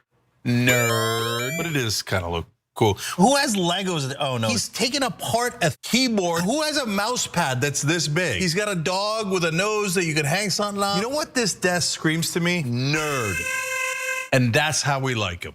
We love Johnny Pie. He's got his own personality like everybody does at TYT. Come meet us all in the bonus episodes. TYT.com/team. David Soror. Dr. Phil. Adam Green drop by. Charlemagne. Congressman, great to have you. It's great to be with you, Chang. Your show is a great thing. You're informing people. A lot of the shows that I live on, my CNN, my MSNBC, and even Fox, and any of the other shows, NPR, they are so quick to decide that they know what this building means today. The one thing that I hate that politicians do, they talk about the people they should be talking to. Do they have any idea that they're the establishment and that they're hated? Or do they not realize that at all? People are so deeply in their little universe. I think it's very easy to not really question what you're doing. Voters have a right to ask questions of any nominee, whether they're independent, Republican, or Democrat. The system is duopoly that suppresses competition. How is it the year 2024 and we're still like, maybe they'll talk about paid medical? Like, how is that like at one level, it's like, look at what we're talking about now. You're like, it's 2024.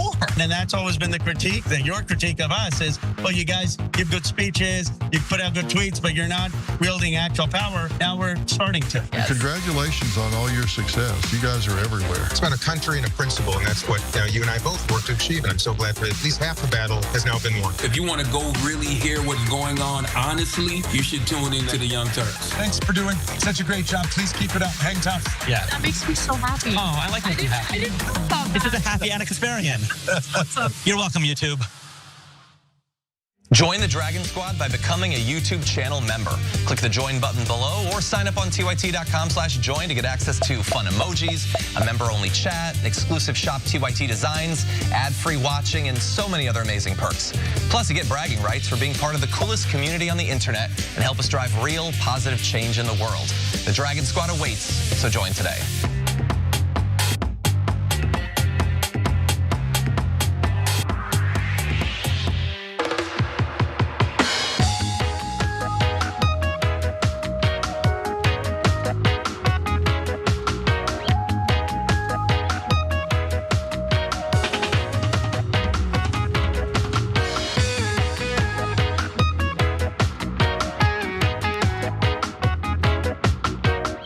All right, back on TYT, Cenk and Anna with you guys. More news.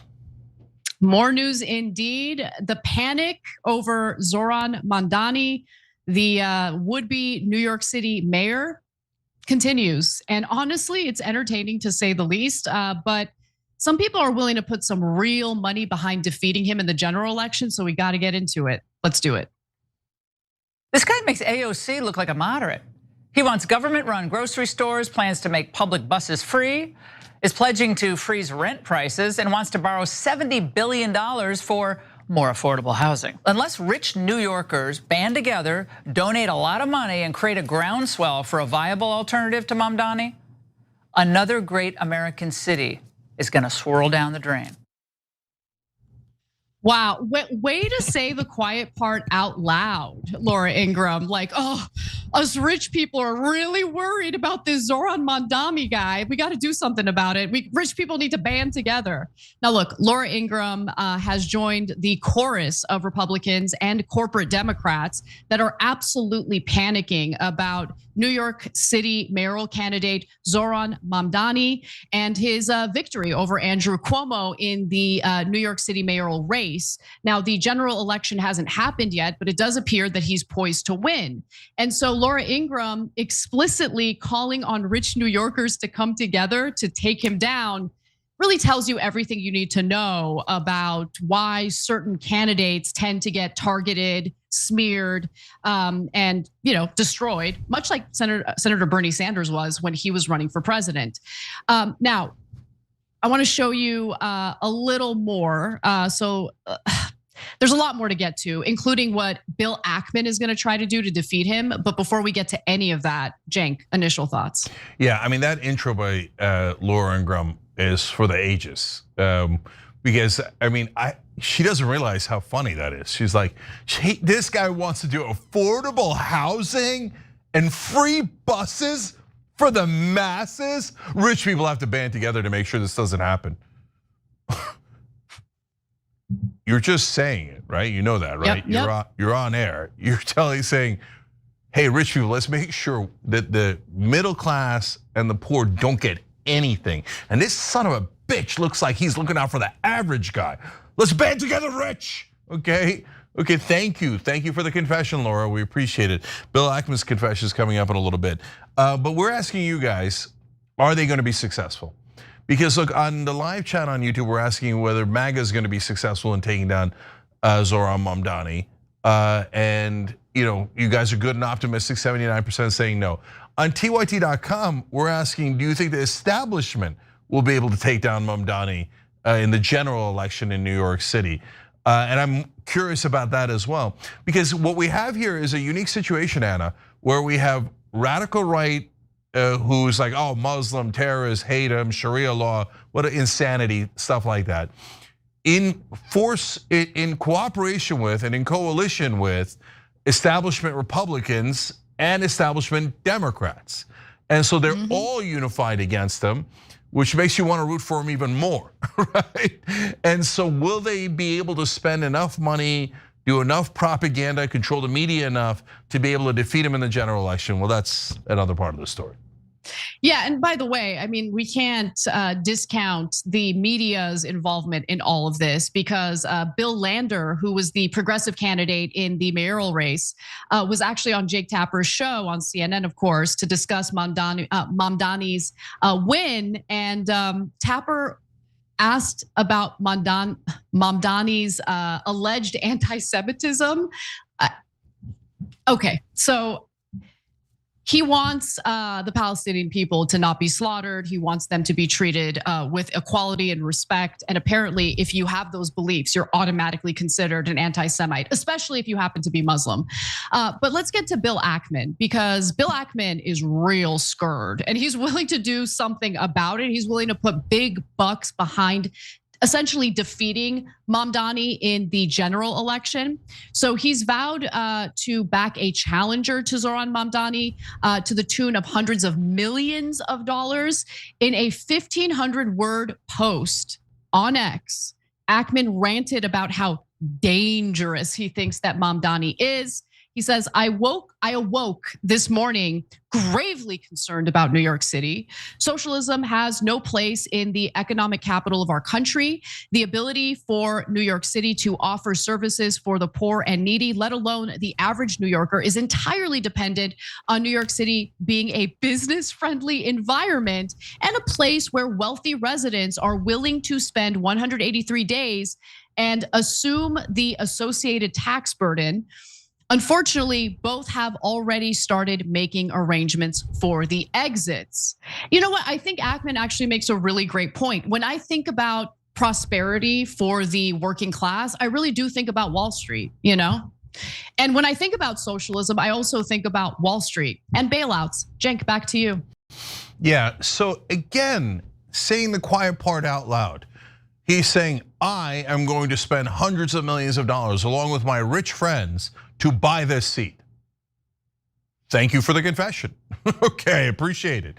So then now, New York, you've got a choice. Are you going to let really rich people on Wall Street buy the election so that all the costs are put on you and they get a free ride? So Ackman has two reasons why he's so animated by Zohran Mamdani. One, he's a giant bigot and racist. So if he sees someone that's Muslim, and in this case, Mamdani happens to be Indian from Uganda. And so he looks at him and goes, he doesn't bow down to Israel. Terrorist, right? When in reality, Bill Ackman is pro-genocide. So he's much, much closer to a terrorist. Well, it's not even close. Mamdani hates terrorism and is not at all anti-Semitic, and he wants peace for Israel and Palestine, but Ackman doesn't want that. Ackman is pro-slaughter, and so he's saying, I want more of a slaughterhouse in Gaza. And this guy, I know he's the mayor of New York, but it doesn't affect anything, but it bothers me. He's not even pro-genocide. It bothers me, okay? Oh, I'm sorry, are you bothered, billionaire? I'm sorry, are you bothered that we're not doing enough genocides for your liking? So, and this is a sick state of our so-called democracy, where oligarchs feel no pressure at all not to say these things out loud and in public. And they're saying, oh, I will be buying this election on behalf of Israel and my other rich friends on Wall Street here in New York. And that's the second reason why Ackman's so motivated. And that's why Mamdani has become this like target for all of the most toxic people in the country. Because he animates the rich too, like the super rich that love to corrupt the government, not the super rich that don't corrupt the government. They're different categories, okay? But people who are used to buying political seats like Ackman, they're like, we didn't even buy this one. And he's saying that he would raise corporate taxes for New York City from around 7% to around 11%. An extra 4%, I do declare, fellow billionaires, we've got a terrorist here looking to raise our taxes. And he's not even in favor of genocide. No, we will be defeating him with all of our money. We will purchase the seat. Well, I hope that money gets shoved straight up your ass. Now, rhetorically, metaphorically, okay, not literally. So don't get all upset and say, oh, I will now spend hundreds of millions of dollars trying to defeat the Young Turks. They are anti-genocide, I despise them. And I want more tax cuts. Yeah, we got it, billionaire Sir Topham Hat mother effer. We got it. Okay, get your phone ready so you can scroll through Twitter as I go through the rest of this story, because I'm not gonna go back to you for a while. But let me just say, in regard to shoving money up his ass, listen, Bill Ackman's a wealthy man. And wealthy people love to do all sorts of weird new wave health treatments. Who knows what kind of expensive enemas that guy is up to. But nonetheless, let me give you some more details about how, he originally felt depressed about Mamdani, but now he says he's feeling optimistic about the situation. Now, why is that? The good news, he writes, is that there are other charismatic, intelligent, articulate, handsome, charming, young, yet more experienced and, importantly, more centrist politicians who are New York residents eligible for office? Okay, well, why didn't they run? They didn't run. He says there are also extremely talented members of the New York business community who could be superb mayors. Bloomberg being the reference standard from the past. Wow, this guy's super out of touch. And look, he plans to help bankroll any so-called centrists that choose to challenge Mamdani. Importantly, he writes, there are hundreds of millions of dollars of capital available to back a competitor to Mamdani that can be put together overnight. Believe me, I am in the text strings and the WhatsApp groups so that a great alternative candidate won't spend any time raising funds. If someone is ready to raise their hand, I will take care of the fundraising. I'm sure he will. Now, he goes on and on and on about how it would be a great opportunity for a challenger to essentially build name recognition and be a hero for the Democratic Party. And by the way, the type of candidate that he's talking about, dime a dozen. Okay, centrist Democrats, dime a dozen. Corporate Democrats, dime a dozen. I think what you're experiencing right now with the rise of Mamdani is a rejection of the types of, honestly, policies that both corporate Republicans and corporate Democrats have been championing. I think they're sick. American people are sick of being nickel and dimed, and they want a better system. They want to see an end to the ever-growing wealth inequality in this country. And so when you have someone who focuses heavily on economic policies, of course he's going to be incredibly appealing to the people of New York City, which has an extremely high cost of living. Now, he, meaning Ackman, actually has someone superb in mind for a write-in campaign, but said that since he's a Trump supporter, his public endorsement would probably hurt the candidate. So he's waiting for someone else to make the first move. And his fellow rich New Yorkers, meanwhile, are equally concerned and already scheming with their own plans. So Semaphore reported on Wednesday that many others in the city's business community are considering shifting their support from Cuomo to Eric Adams. And according to New York's David Freelander, several leaders in the real estate and business world had a group phone call to discuss what to do after Mamdani's victory. So make no mistake about it, these people definitely want to destroy Mamdani's chances of winning in the general election. It remains to be seen whether or not they'll succeed. But money talks, and I am a little bit concerned, and all sorts of tricks have been played in the past that unfortunately have worked. You know, yesterday we talked about upstate New York. There was a socialist who won a local race, at least the first round, and then lost in the general because the Democrat challenging this individual decided to run as an independent. Now, in this case, Cuomo appears to have dropped out of the race entirely, which is a good sign, but we'll see if Bill Ackman and the rest of the people panicking about Mamdani will find a strategy that will be successful. Cenk. Yeah, they're thinking of doing a write-in candidate, which is harder, but people have won as a write-in candidate before, especially if you pour a lot of money into it. And some of the Democratic donors poured a lot of money into having Joe Biden needlessly win the New Hampshire primary as a write-in candidate last time around. And so maybe they can muster up the money. And they have a secret weapon I'll get to in a second, but more confessions that I liked. He's like, well, I'm not gonna tell you the candidate I prefer, but we'll pick him and then I'll pretend that I had nothing to do with it. You know you're saying things in public, right? So you just said you're a Trump supporting billionaire who will pick the Democratic candidate and then pretend he didn't. Yep. You just said it. And in the post, you talked about hundreds of millions of dollars. And then we'll take the billionaire money, Democrat and Republican, doesn't matter, they're all part of the uniparty establishment, et cetera. And then we'll use it to try to defeat a person that's trying to represent the average man, because we hate the average man. You know you're saying things in public, right? He didn't say he hates the average man, that's in between the lines. And all of this about Bill Ackman is my opinion. You can form any opinion you like. Maybe you could read his post by on your own and say, oh my God, I love this. Finally, somebody standing up for billionaires. Now, when he says it and Anna says it, that there's so many candidates we could have to run here. It's true, because the reason they were a dime a dozen is because they're all corporate robots off the Bill Ackman and billionaire assembly line. They're like, okay, will you do what we want? Yes, yes, yes, yes, yes. Will you do anything to help the average person? No, no, no. Doesn't matter, it's a good assembly line. Buttigieg and everybody else, just Newsom, keep going, keep going. Mitch McConnell, whoever, it doesn't matter, they're all corporate robots. So, and so lastly, you guys are a little bit more optimistic than I am. I wanted to see how optimistic you are. Will the establishment be able to defeat Mamdani in the general election? And you guys say 86-14, no. And I hope you're right and keep voting, TYT.com. And so the reason why I'm a little worried and what I want to give you guys a heads up about is, look, they're not going to defeat him with just commercials, the ads. That doesn't work as much anymore. And how many ads can you buy? You could swamp all of New York, which is very, very expensive, but with hundreds of millions of dollars, you could do it, right?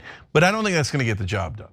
I think that what I want you to know and look for going forward from this day to the day of the general election in New York is watch what the mainstream media does. Because they're the actual hatchet men. Remember, the Ackman money goes into buying ads in mainstream media, and then mainstream media coincidentally supports their candidate 100%, and then digs and digs and digs and tries to find something wrong with Mamdani, and then comes out and goes, aha!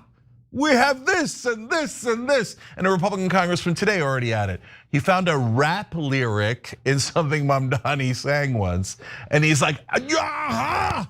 He's supporting the wrong people in a rap line or whatever. So you're gonna see 200 stories like that as mainstream media on purpose is all negative against Mamdani going forward, and they will try to bury him. It'll be the media that does it. They're the culprit.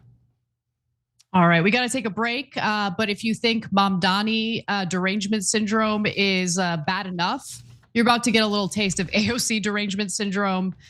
You know, our friend Chris Cuomo, not a fan. And we'll tell you exactly what he had to say when we come back.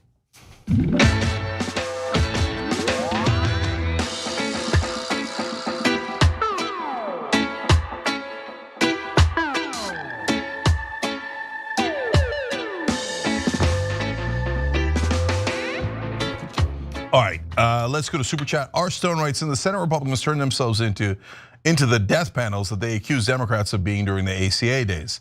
Every accusation is an admission.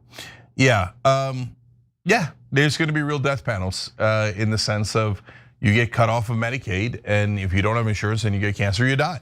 That's so, but they've always, all of health insurance is a death panel.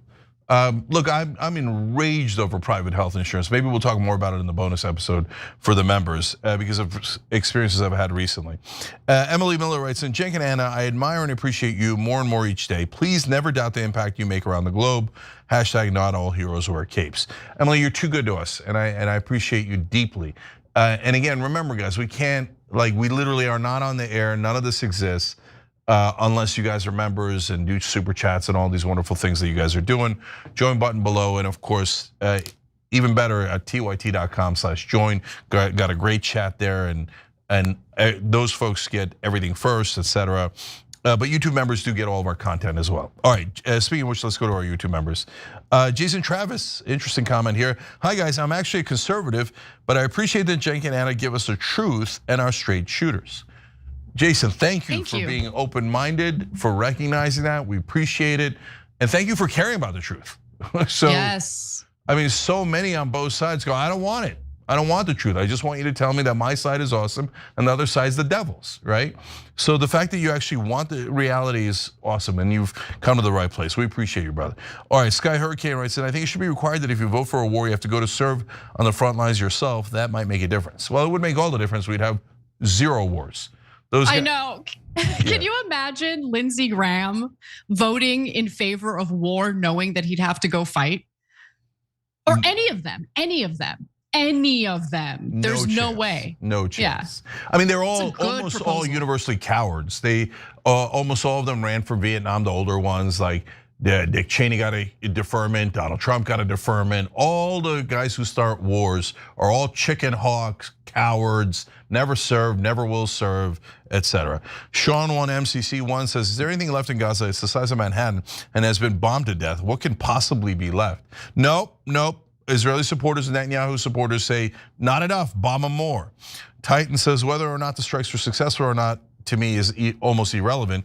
I believe the more important story is whether or not we should have done the strike to begin with. So that's definitely true. But the reason why it's relevant as to whether you're gonna buy into the hype that there's more left is, are they going to do even more war? And that's what we're trying to prevent. But you're certainly right. Disrupt Daily says Trump's mad because they're messing up his Nobel Peace Prize. But guys, we want him to want a Nobel Peace Prize. So like, hey, Trump, if you get a two-state solution and you actually get a free and independent Palestine, I know, a dream too big to believe, especially in these days. But if Trump does get that, he stops the Iran war, two-state solution, then he would get a Nobel Peace Prize and he would deserve it. That's a giant if he does that. And we should be encouraging him to do that, especially with right-wing allies. Ancestral Worm says, okay, here's your answer. Your YouTube short titled Trump Furious with Israel gets invaded around 1 minute and 20 seconds by a little white itsy bitsy crawling up your right shoulder. Good stuff. I didn't know that. That's hilarious. Now go check that out. That's a fun Easter egg. Red Rocket says, what is with these guys' best OPSEC, best dementia test? Have a cookie. Okay, we'll be back.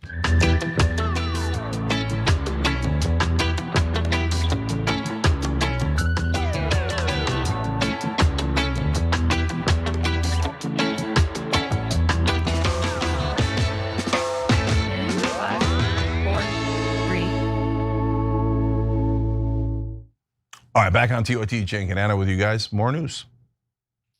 This story is fascinating because when you think about extremism in America, ask yourself, what kind of political figures do you think of?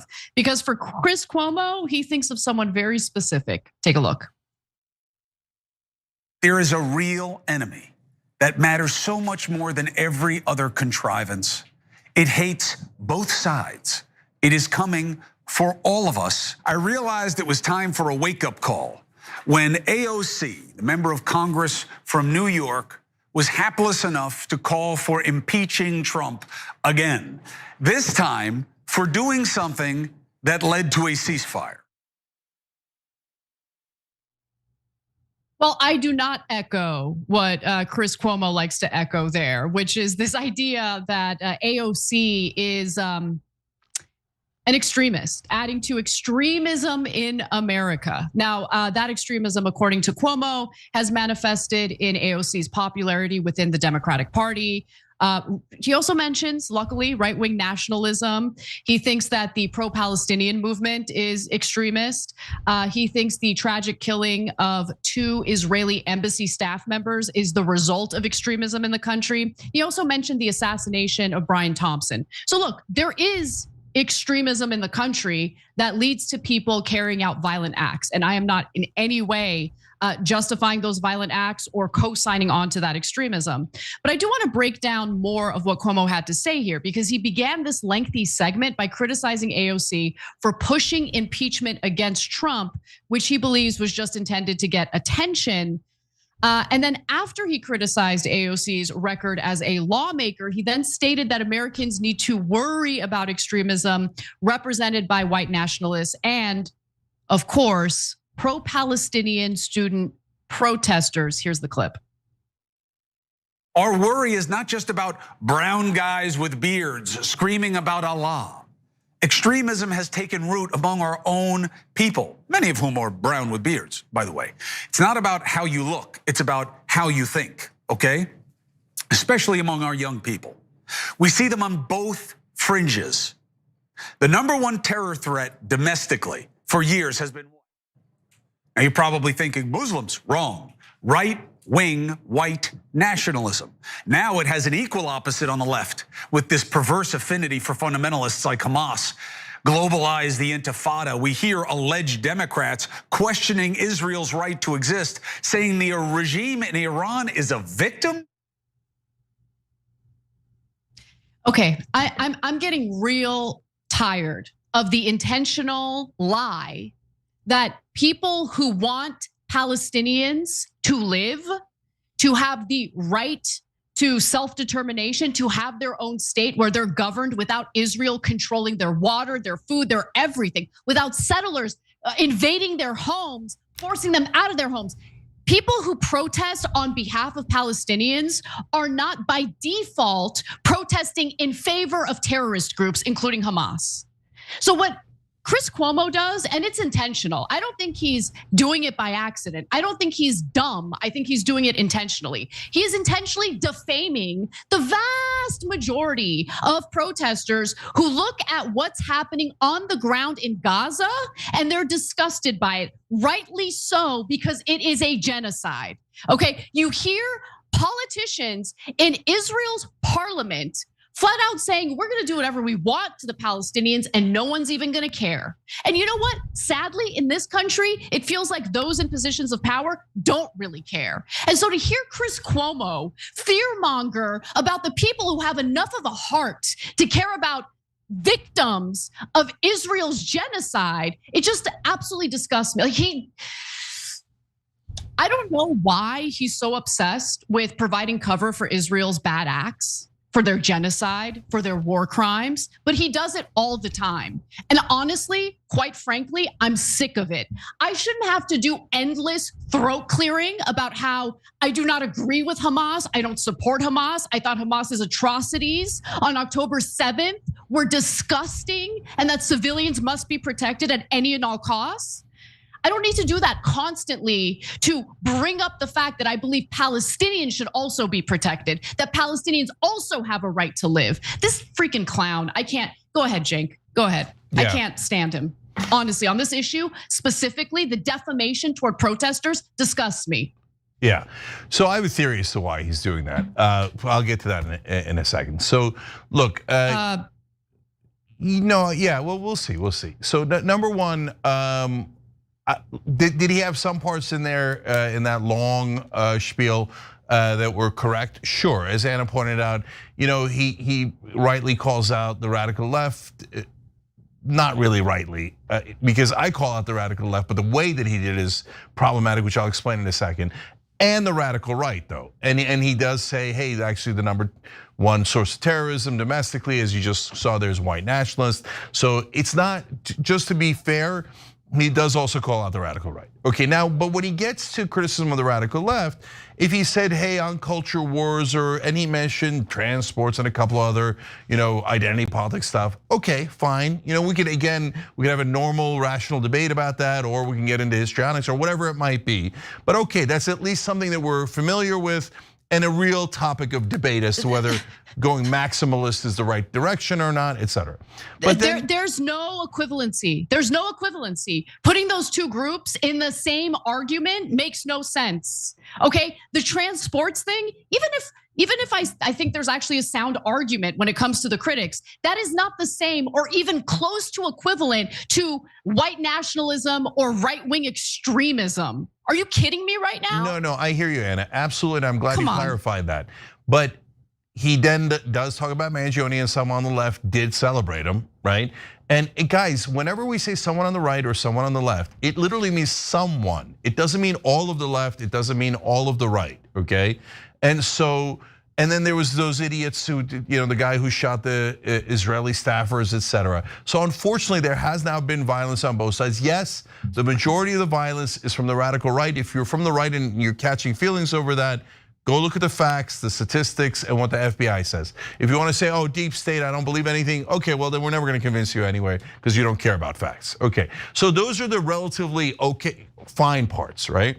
But when you get into what the radical left is, in his mind, that's where he conflates things massively, right? So first of all, on AOC, well, you got to separate out the policies that are economic in nature and non-economic in nature. If you say, hey, some of AOC's positions in the past, like abolish ICE, doesn't poll that well, which is a point that Cuomo made, that's true, right? But you're then throwing in all of her economic policies in the same bucket, but the economic policies are actually super popular. Yeah, and that it's is by design. Exactly, Anna. And that is why I separate out the radical left culture war issues from the economic policies, because the economic policies are enormously popular. And what Chris Cuomo in this case, and almost all of the establishment media wants to do is, they want to confuse you into thinking they're all unpopular. So they go, oh, okay, transports, and that's why nobody wants Medicare for all. That's not true. Medicare for all polls at over 70%. And so paid family leaves at 84%. What's radical about that? And Bernie Sanders, AOC, Mamdani, et cetera, are all in favor of that. Their economic proposals are enormously popular, and honestly, mainstream media never, ever, ever admits that because they want us to fight on culture wars and not focus on looking up, okay? Because the donor class wants to make sure that you don't do those super popular economic policies that are gonna help you. They only want economic policies that help themselves. And then the last part of it that he throws in is what Anna's irate about, and me too.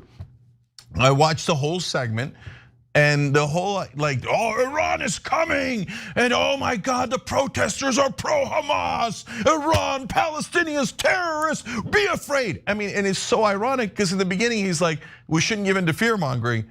And then like 60% of the segment was massive fear mongering about, let's be honest, Muslims. He said, hey, it's not about Muslims. And then he talked about nonstop Muslims. And hey, let's Chris, talk about extremism. No, let me jump in. Let me talk about extremism. Extremism is giving Americans no choice but to fund a genocide in Gaza. Okay? Extremism is seeing what's happening on the ground in Gaza and saying that's totally okay, but what's not okay is that there are young Americans who are upset by it and are practicing their First Amendment right by demonstrating against it. That's extremism. Chris Cuomo is an extremist, okay? He's a pro-Israel, pro-genocide extremist. I think he's a problem in the country. Okay, he wants to talk about, oh, the left is extreme because of their stance on culture war issues. Are you freaking kidding me right now? Extremism is sitting idly by, or in the case of Chris Cuomo, loudly cheerleading a freaking genocide that is funded by American taxpayer money. That's extremism. Back to you, Cenk. Yeah, so I agree. And so if he says he's worried about violence, now, brother, let me get this right. You're more worried about a chant on a college campus than you are about 56,000 dead in Gaza? Don't tell me that you're more concerned about the dead, because it's obvious that you're not.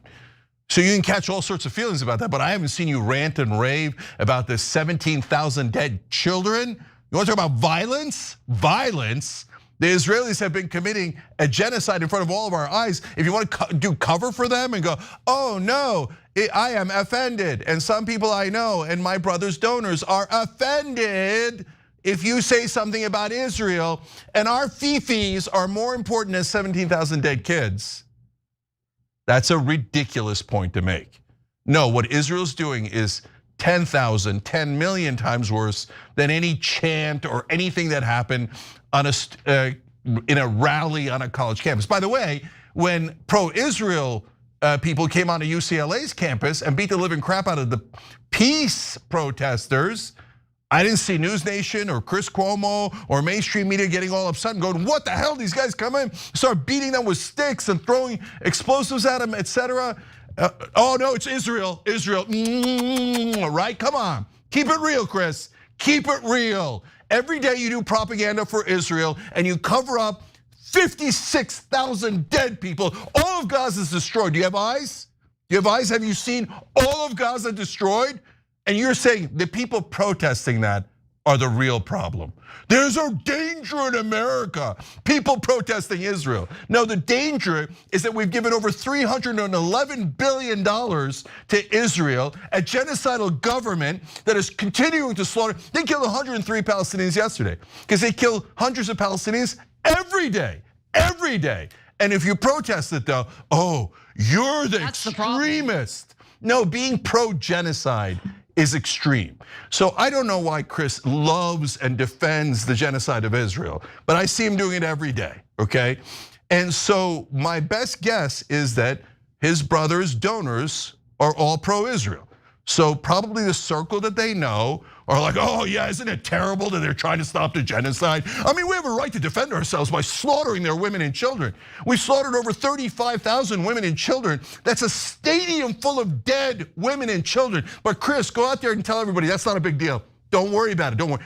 somebody's protesting on a college campus, tell them that they're the real enemy within. And that you should really be super scared of anyone who dares to criticize beloved Israel. No, Israel's not beloved. It's a government. It's a government. And governments sometimes do terrible, terrible things. And that is what the Israeli government is doing. And that is obvious to everyone except all the mainstream media reporters and anchors who are like, oh, news in, slight chant, problem, giant problem, 56,000 dead, don't worry about it. Okay, yeah, we're in the news business. Remember, everybody, you had to be pro-Israel, otherwise you get arrested and deported, yeah. Okay, keep it real. All right, anyway, obviously that triggered me. We're gonna take a break. When we come back, we're gonna talk about Jeff Bezos and Lauren Sanchez getting married in Venice and everyone hates it. We'll be back.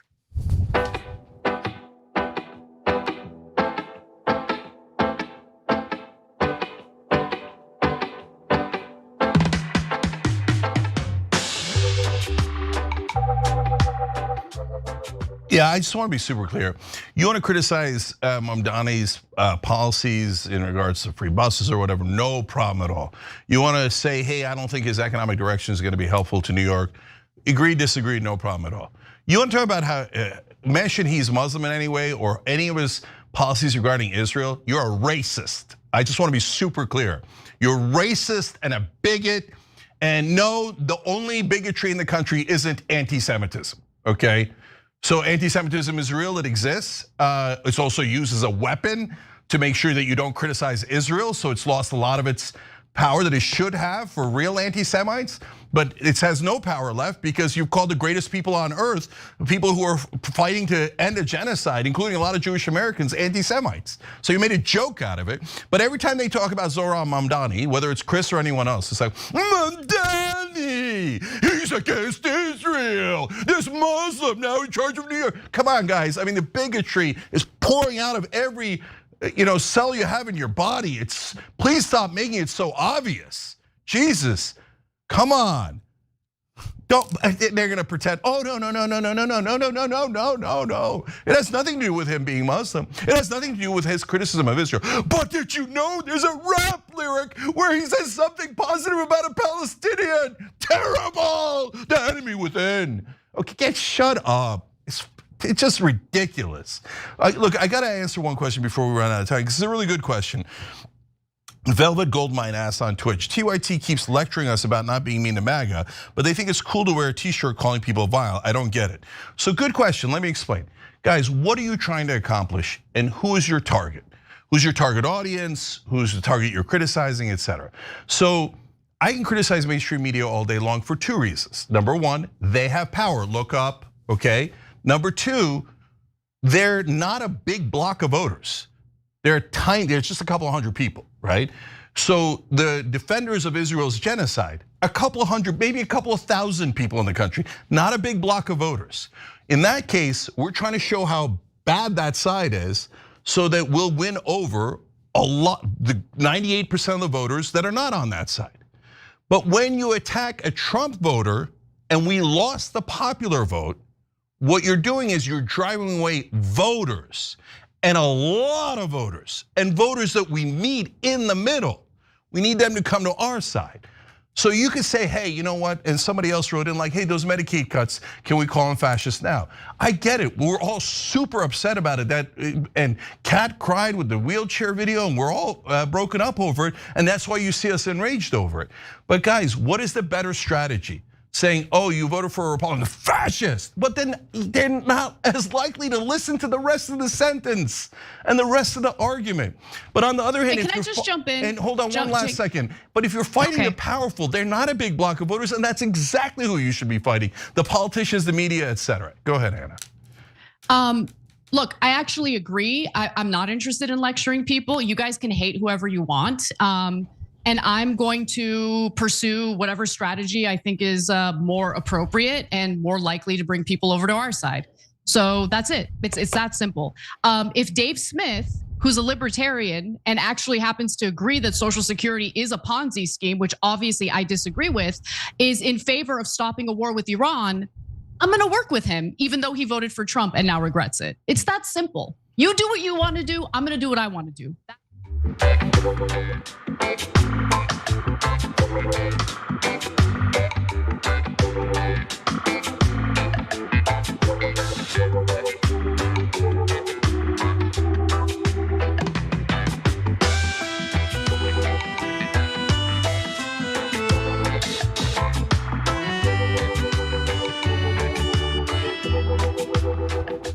All right, back on TYT, Cenk and Anna, more news. Not really, but it's a fun story, and it has to do with Jeff Bezos and his wedding. So without further ado, here you go.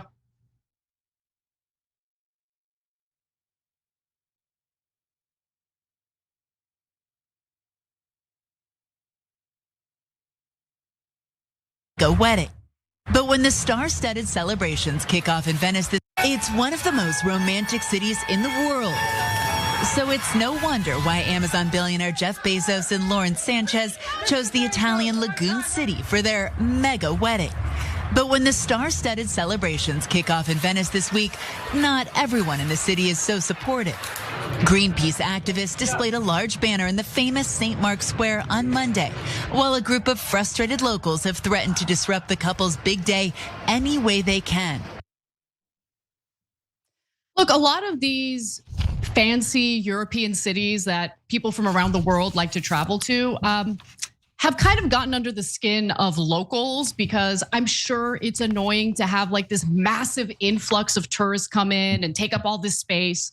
But it becomes even more aggravating when you're talking about one of the richest men on the planet, Jeff Bezos, deciding to have his wedding in Venice. And of course, that's been met with a lot of protests. So Greenpeace and a group of Venetian activists dubbed No Space for Bezos have launched a multitude of protests against the couple, because they say that Venice is already being overrun by tourists and other billionaires.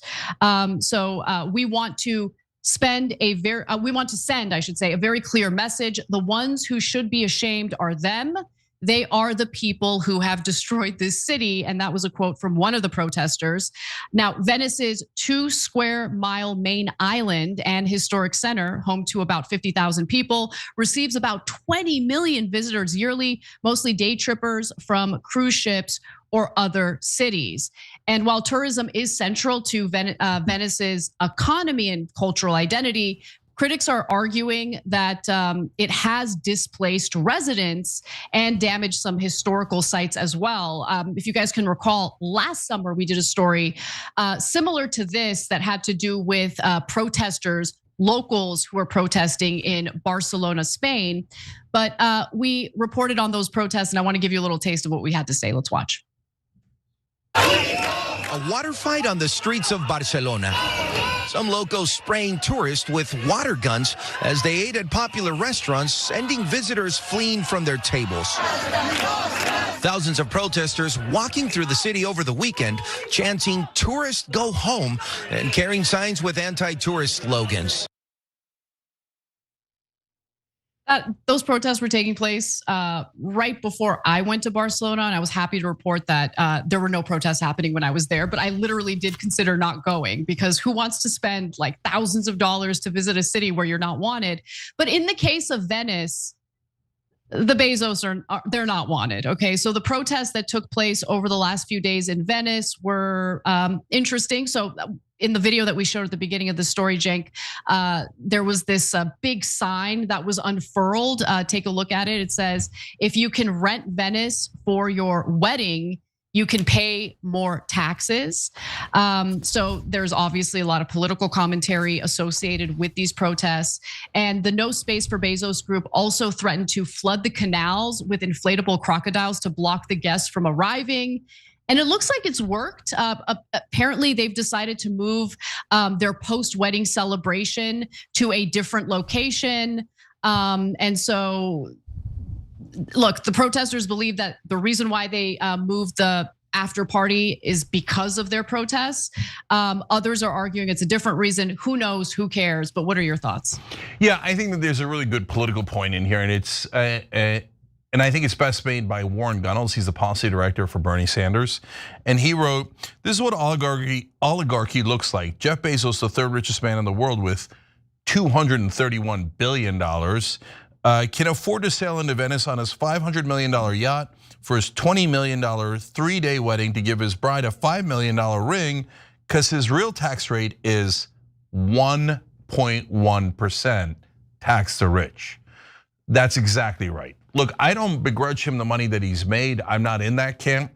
I'm not in the camp of there shouldn't be billionaires and we should eat the rich, okay? But I am in the camp of why the F does he only have to pay 1% in effective tax rate when the rest of us in the middle class pay a ton of taxes, and then this guy gets to live spectacularly, no problem, as long as you pay your goddamn taxes, and they don't. So I would love a left-wing populist in office one day that makes them actually pay their taxes. Then they can have any goddamn wedding they like. Yeah, I mean, I love the political statements that are being made here. Now, again, according to local press reports, the venue switch was really over security concerns, but maybe the security concerns have to do with the fact that there are protests against them. But they argue, no, it's the war between Israel and Iran, which isn't happening anymore. So the venue switch happening for that reason doesn't make much sense. Anyway, protest away. I love the people of Italy. I love Venice. Do you booze? Bonus episode is next, tyt.com/join. We'll see you there.